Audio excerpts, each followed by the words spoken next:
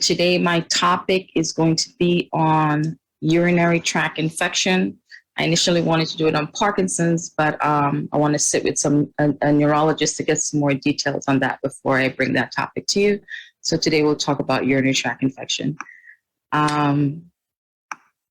Before we start, let us pray. Father, I thank you for this another day. I thank you for this opportunity once more to come before you and to come into your presence. Mighty God, I don't take it lightly, Lord Jesus, the mandate and the assignment that you have given to me to serve your people. And as I serve in this capacity, my God, I pray, my God, that someone's heart will be blessed this morning, that someone's eyes will be open, your ears, oh God, will be attentive, Father God, to hear what is being said.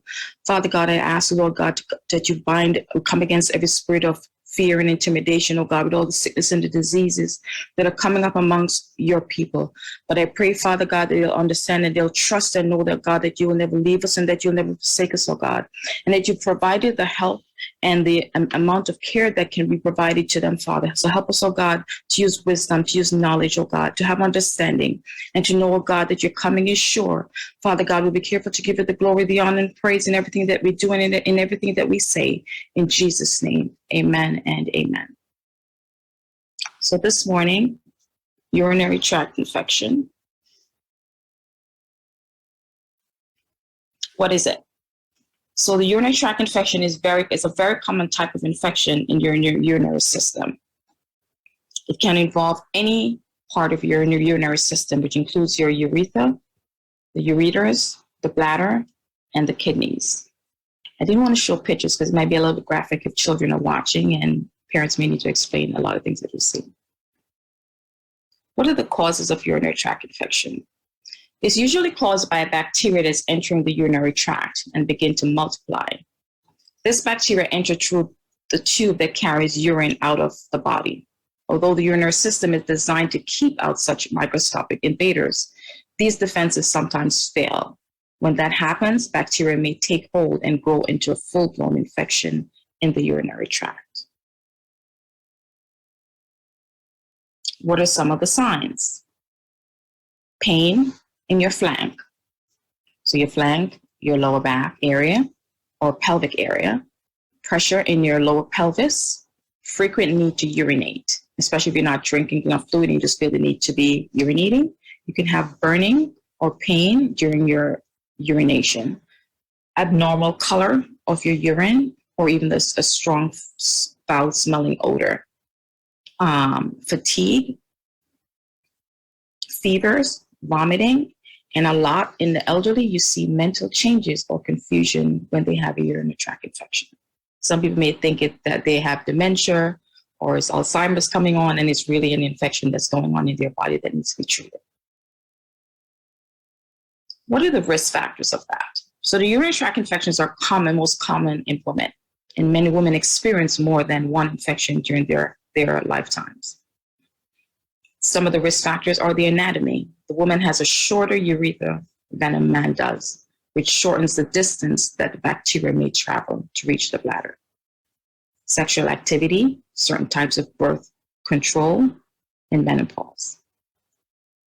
Other risk factors, urinary tract abnormalities, blockages in the urinary tract, which is either by stones or a tumor or anything else, a suppressed immune system. So someone with diabetes, patients with Parkinson's, those people are at higher risk. MS, those patients become high risk for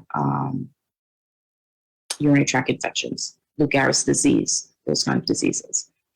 Catheter use, someone that has to be straight cath daily, and if proper technique is not being used, and because you're introducing something into the body, that can also cause a urinary tract infection. Or recent urinary procedure. How are urinary tract infections diagnosed? Your doctor will use the following test to diagnose a urinary tract infection. They'll take a urinalysis, so they'll ask you to take a urine sample. Sometimes you see you go to the doctor, they say that you must do a clean catch, and they give you something to catch that urine. It's important that you use what they give you to wipe yourself, and that you wipe yourself properly. You're wiping from the front to the back and not in circular motion. And they may also ask for urine culture. Other tests your doctor may order is an ultrasound. In this test, sound waves create an image of the internal organs. This test is done on top of your skin. It is painless and doesn't typically need any preparation for it. They can do what's called a cystoscopy, or they can do what's called a CAT scan. How is this particular illness treated? Most of the time, you're given an antibiotic. And these are some of the antibiotics that are given. Now, this is where I'm going to speak a little bit on. It's important that when you get the antibiotic, because you feel better, don't stop the medication. You must complete the full course of that medication. Because if it's not treated completely, you risk it coming right back.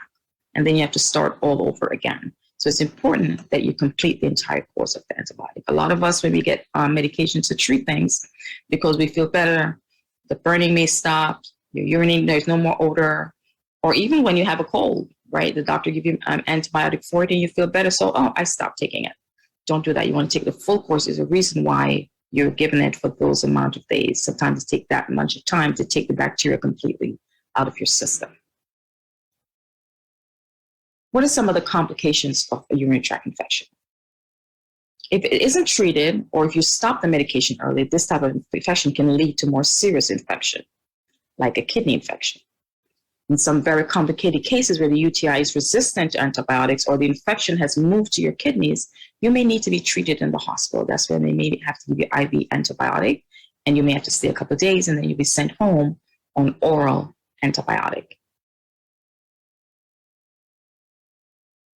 Complications, permanent kidney damage can also happen if you don't continue. Increased risk in pregnant women of delivering low birth weight babies or premature infants. Urethral narrowing or called stricture in men with recurrent urethritis, previously seen as gonococcal urethritis. Sepsis. This part is where it can get very serious. When you become septic, that can lead to a lot of organ damage, and it can even lead to death. So you want to make sure that the treatment is being done and that you are following up with your physician. In the elderly, we see a lot of them come in and they are very confused. They're combative. They're not themselves at all. And the family think it's something that's going on, and all it is really a simple urinary tract infection that has traveled and gotten worse. Can I prevent a urinary tract infection? You can usually prevent a urinary tract infection with lifestyle changes. Practicing good hygiene, how you wipe yourself. It's important, especially in children, that we're teaching them how to wipe themselves. You wipe from the front to the back, not from the back to the front. Drinking plenty of fluids. Now, you hear me say a lot about the females, because again, like I stated, it is higher in women. It does not mean that men do not get it. Men do get it, and you do get sometimes the same symptoms. All the preventative measures, changing your urination habits.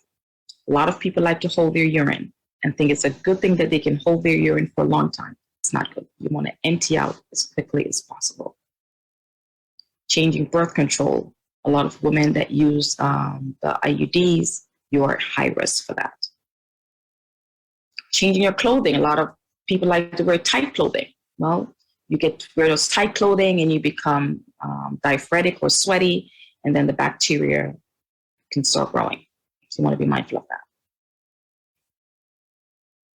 What is the prognosis for a person with a urinary tract infection?